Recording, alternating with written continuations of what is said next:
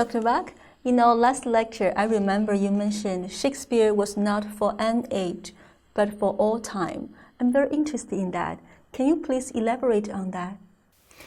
Yes.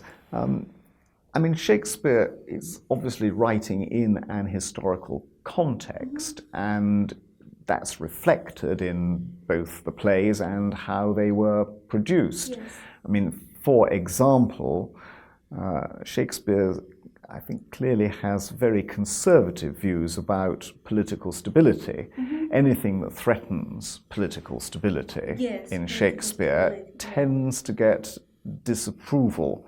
Anything that is trying to undermine the system of social hierarchy also is disapproved of. I mean, there's a line, I think, in Troilus and Cressida where he says, take but a degree away, untune that string, and hark what discord follows. So anything that's going to sort of change the social structure, anything that threatens disorder, mob riot or anything, he's very much against. And in that way, I think he reflects his age. Yes. Also, I think it's a very masculine world in which Shakespeare lives.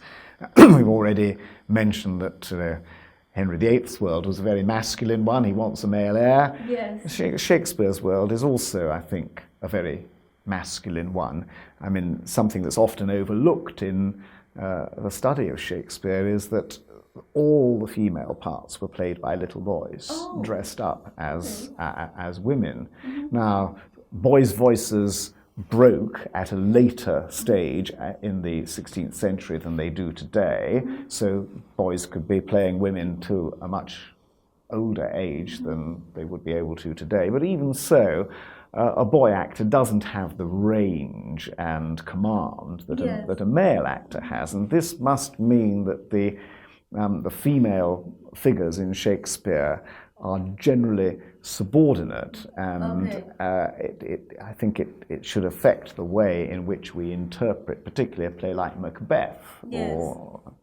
So in those ways, Shakespeare reflects his age. Yes. However, I think Ben Jonson was right. He's not for an age, but for all time, in this very simple sense that what is all great art, great literature, great painting, great theology, anything in the arts subject, what is it about? It's about an understanding of the human condition. It's helping us to understand, what we are like as human beings, what makes us tick, what gives us a sense of right and wrong. Or the human condition. It's originally, I think, a phrase from a French philosopher, la condition humaine. Yes. And that's what everything is about, and that's what Shakespeare is so immensely good at. Yes. Even in sort of a play like The Merchant of Venice, for example, where we can detect a great deal of the horrible anti-Semitism which has stained European history.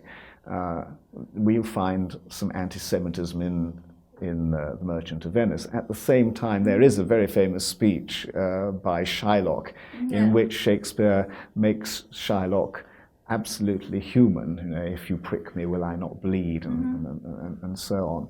So there is a range of sympathy which he can evoke, and an understanding of the human condition, which is what any great artist's greatness is dependent upon. Yes, yes. And two comments from my side. You mentioned the Shakespeare's age is a male-dominating world. I think it might be universal because it's like in Peking opera, the female characters are also played by men, right?